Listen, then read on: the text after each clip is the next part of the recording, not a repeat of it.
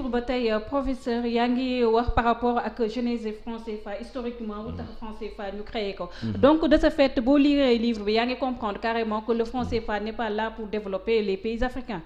bañ koy defar jublu ñoon defar développer dëkk pays africains yi parce que tamit il y avait une unité politique qui s'appelait l'AOF. il y avait une gouvernance unique de cette AOF là à travers un gouverneur. Il fallait unifier économiquement cette AOF là avec une politique d'échange commune ak une monnaie unique. Donc France il était dans sa logique bu intéressante la. ba tey dama gëm ni ay dëkk yi xam ne dañoo fédéré comme États-Unis dina am sens ñu bokk benn monnaie mais suñu dëkk yi ñun waruñu bokk monnaie ndax suñu dara yamul léegi France nag il faut ñu xool bu baax environnement ak ambiance mu créé xaalis bi. La France a créé le franc CFA en 1945. Qu'est-ce qui s'était passé en 1945? La France a subi une occupation nazie pendant 5 ans. On a mis à genoux l'économie française. On a pillé l'économie française. L'Allemagne dañoo toroxal tubaab yi dañoo jël seen lépp tubaab yi lu xaw a ci seen alal sax. du mel ni par exemple seen or bi nga xam ne Banque de France moo ko moomoon dañ koo rawlee dugal ko bateau daw andi ko fii Sénégal pour mën ko muccal nga gis ni kon France ba mu génnee ci guerre bi dëkkam yëpp yàqu ñu bombardé ko économie am ndërmelu ci defar dëkkam naka lay defee sama dëkk la xalaatee ni mën naa sukkandiku sama ay colonie pour defar sama dëkk ci loolu la créé franc CFA jox ko valeur bi xam ne moo gënoon gànna sax propre valeur am pour mën a créer de l'exportation venant des pays donc logique bi yëpp derrière c'est une logique de réarmer et de revigorer l'économie française à partir des colonies. kon su ma la déggee colonie française yi ñoo tax fu mu toll nii France mu mën a am droit de veto. Exactement parce que même FMI déclaration paritaire sax c'était la veille de la création du franc CFA la France kilifteef gu mu am ci àdduna bi dara mayu ko lu may ay dizaines de pays yi xam ne ñoo bot ci ginnaaw la France tojul fenn deuxième guerre mondiale sax la France xeexul. La France ne s'est pas battue 1 an. mu capituler bàyyi la France bokkul ci vainqueur yi ndax xeexul. donc dem sax bay bokk ci droit de veto ONU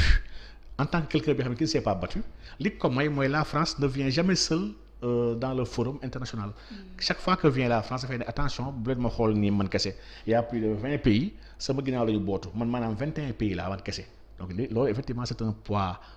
diplomatique bi nga xam ne qui ouvre des droits France FMI moo koy diriger mooy nekk DG France mu ngi am droit de veto France mu ngi am nangam France sans l'Afrique la France n'aurait pas eu d'histoire ci siècle bi ñu passé loolu foog naa seen benn président ñoom sax Jacques Chirac moo ko doon wax mais sans l'Afrique la France n'aura pas d'histoire dans le XXIe siècle waaye ñun France elle nous doit tout n'est-ce pas donc franc CFA bi nag mooy dernier outil de domination bi nga xam ne aujourd'hui gars yi naan jeex na waaye dañoo comprendre ne dara jeexu dañ ko simmi yére bu mu amoon sol ko yére bu bees waaye c'est le même individu yaa ngi souligner ba tey ci page 91 la France CFA le franc CFA vestige du colonisation yaa ngi cité un auteur ici John Wolfgang Goethe si je me trompe pas nul n'est plus désespérant esclave que ceux faussement convaincu d'être libre. Est-ce que loolu la nekk di vivre en ce moment avec la France? Parce que aujourd'hui man li gën a scandaleux mooy dama gis aujourd'hui ay nu ñuy wooyee suñu intellectuels yi ay intellectuels nga gis ñuy wax yi nga xam ne da nga xam ne kon kii dafa mel ni soit comprendre wala bokk dañ ko dig dafa am ay teraanga yoo xam ne teraanga yooyu lay suufee te loolu bëri na suñu borom xam-xam yi nga xam ne wax dëgg yàlla waxtuñu ngir yàlla donc aujourd'hui quand on croit qu'on est libre doo def benn combat pour mën a affranchir et fi foofu la suñu kilifa yi nekk aujourd'hui il faut nag ñu leeral leen bu baax a baax les mécanismes ak les systèmes qui sont mooy yi nga xam ne mooy soubassement wu suñu économie actuelle peut-être bu leeral seen bopp ñi xam ne dañ ñoo jàpp dañu sonal dañu utiliser mën na am ñu jug xeex waaye situation bi ñu nekk aujourd'hui bu ñu dugaloon waxuma sax 5 000 milliards bu ñu dugaloon 1 million de milliards suñu biir économie sax du tax duñu avancer ndax les bases la ñu defarul suñu bases yi moomuñu ko donc lu ñu ci mën dugal ci xaalis ay yeneen entreprise ñoo koy jël ak yeneen dëkk koy jël yóbbu ko seen dëkk waaye du jëriñ dara donc il nous faut repenser toute l'organisation wala boog toute l'architecture économique et monétaire des pays de la zone yooyu yaa ngi souligner aussi ce livre bi la zone CEDEAO une zone à déclin pourquoi nga wax loolu que la CEDEAO est une zone à waaw ji nga Cheikh Anta Diop ba ñu créé CEDEAO en 1975 benn année la si teg moom 1976. mu bind ne moom xaarul dara ci CEDEAO. parce que xam nañ CEDEAO du relever aucun défi. lu tax ñu wax loolu ñun aujourd'hui damay jox exemple bu ndaw. parce que fii yaa ngi souligner ça di wax ne l'unique zone économique composée de pays désorganisés et désarticulés qui se targue d'avoir une monnaie forte ayant précédé son espace de circulation, c'est la zone franc. dëgg la c'est de vous, non? Effectivement donc la zone franc zone la bi nga xam ne li muy ndamoo musiba la ndax zone la bi nga xam ne dans tous les tableaux économiques ci àdduna bi yëpp boo demee ndaare nga fay fekk. soo demee en terme d'IDH en terme ci lépp lu ñuy wax indice développement maam zone bi moom bougé wul. dafa nekk des sur place dafa gën a dellu ginnaaw suñu ay morom ñu tolloo la ay ñoom Corée ba ñun may nañ ko ceeb en 1973. ba mu nekkee ci ay coono ay dëkk yoo xam ne yu mel ni Malaisie dëkk yëpp ñu ñoo leen rawoon dëkk yooyu tey duñu suñu morom ndax ñun dañoo dafa am benn outil bi nga xam ne outil de servitude la ñuy wax la monnaie dañ ko appliquer si ñun te boobu ba léegi bëgguñu koo dindi lu tax mooy CEDEAO ak UEMOA dañoo tardé. Aujourd'hui le problème des enjeux au niveau de la monnaie nekkatul ci ay monnaie unique aujourd'hui nous sommes en face de deux réalités yoo xam ne réalités yu grave la benn bi ce sont les monnaies privées l'avènement des monnaies privées aujourd'hui il y a une technologie bu bees bu ñuy wax la blockchain n'est-ce pas ak le tàngal technologie dafa commencer ubbi une ère de ce qu'on appelle des crypto-monnaies des monnaies yoo xam ne c'est des monnaies digitales wala boog des monnaies virtuelles et numériques dëkk yu sérieux yi commencé ñu mener guerre boobu parce que loolu mooy les moyens de demain dëkk yi àdduna bi yëpp ñu ngi commencé xam ni le cash mu ngi en voie de disparition d'ici quelques décennies le cash va disparaître donc les pays commencent déjà man je vois des unions sax qui se font ay ñoom Russie il y a beaucoup de pays yoo xam ne ils se prononcent déjà Équateur moo njëkkoon lancé la monnaie numérique loolu c'était en 2015 xanaa donc les pays ñu ngi def guerre ci foofu ñun on parle pas de numérique on parle pas de monnaie digitale on parle pas de crypto-monnaie souveraine bu ñu war a taxawal ñun on parle de monnaie unique bi nga xam ne ay dëkk yoo xam ne ñoom ñëpp ay ndadd lañ ñu wax ndadde buntukus kenn amu si njëriñ kenn mënul gérer sa propre monnaie moom ñu ne dañuy àndandoo pour gérer monnaie donc beneen dynamique bi c'est pas la dynamique des monnaies privées yoo xam ne qui se matérialisent par les crypto-monnaies ak les monnaies ce qu'on appelle les CEL système d'échange libre yi mais dynamique d'intégration yi la aujourd'hui dëkk CEDEAO yi ne dañuy taxawal seen monnaie 2020 en même temps ces mêmes pays là dañuy taxawal une monnaie africaine pour 2021 n'est-ce pas gis ni ñu dafa mel ni ay agenda yu bëri la ñu boole mais dañuy rey temps daal ñun dafa mel ni dañuy wër di rey temps di fo di caaxaan alors que waruñu am temps boobu ku caaxaan lu bëree bëri sa morom yëpp jëm kanam da nga war a bàyyi caaxaan pour fas yéene takk sa digg liggéey te lu man loolu laa seetlu ci dëkku africain yi donc aujourd'hui les enjeux réels elles se passent autour de la 5G autour des crypto-monnaies yi nga xam ne actuellement dëkk yi bëri ñu si prononcé woo commencé ko bëgg doxal ñun nous sommes en retard sur ces chantiers là. donc d'accord si critique yi nga def si franc CFA aussi am na yeneen critique yi nga def si ay institutions internationales yu mel ni FMI. aussi par rapport à la mondialisation nga jàpp ne c'est de l'impérialisme civilisé. Effectivement le FMI moom man dama ko tàmbooyee sax le fonds meurtrier international. da nga jàpp fu mu toll nii problème d'endettement yu pays africains yi am wala fii ci Sénégal lu ñu am c'est dû à ces institutions. Exactement les institutions de Bretton Woods il faut ñu comprendre ne institutions yooyu du dëkk yëpp a ko bokk bañ koy créer c'était en 1944. ñu am ñoon indépendance bañ koy créer sax ñun bokkuñu si ñu ko créer. kon xam nga ni kon déjà kooku taxawaluñu fi te nekkaluñu fi. bañ koy créer c'était une volonté juste américaine américains yi ñoo bëggoon imposer seen hégémonie créer ay instruments yi nga xam ne pour doxal seen bëgg-bëgg. et le FMI en faisait partie la BIRD ñu wax la banque internationale pour la reconstruction et le développement en fait partie donc li ñu woowee le groupe banque mondiale actuel bi image boobu la. le FMI lan moo nekkoon liggéeyam le FMI veille simplement à ce que les pays pauvres payent la dette lii mooy seul mbiram payer la dette à qui? paye la dette aux bailleurs yi nga xam ne ñoom ñooy accompagner FMI. donc ñun plan d'ajustement structurel ñu dund loo sax ñun dans les années 80. qui a résulté de la crise de la dette. FMI ba mu ñëwee jéemul dimbali suñu économie yi. dafa ñëw directement xool du mu ajuster suñu économie yi en privatisant le maximum d'entreprises yoo xam ne qui étaient pourtant peut-être je vais pas dire bien portant mais entreprises yooyu ñoo nekkoon ëllëgu suñu dëkk yi par exemple les télécommunications même aujourd'hui mooy ñoom ñooy bomb ci àdduna bi ñoom ñooy bomb l'entreprise FMI ba mu ñëwee li mu njëkk def mooy jéem a privatiser entreprises yi jéem a rocc ci loxo état ne il faut y avoir moins d'état et tere état mu investir ci lu am solo maanaam ci hôpital ci université ci école moo tax durant tous les ajustements état Sénégal tabaxul benn université tabaxul benn hôpital bu bees retard bi nekk nii yëpp FMI moo ñu ko teg donc te loolu c'était fait à dessein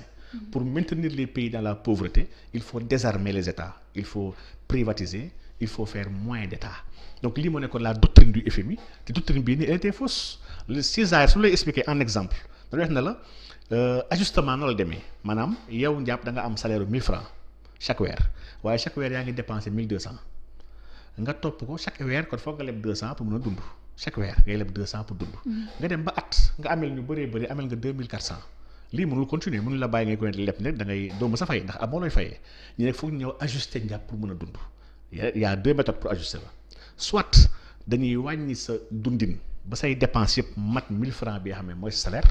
wala boog ñu jëm la xool la yokkalee koom-koom ba nga am 1200 nga yokkaat beneen salaire 200 francs pour mën a dund ñii mooy ñaari yoon yi.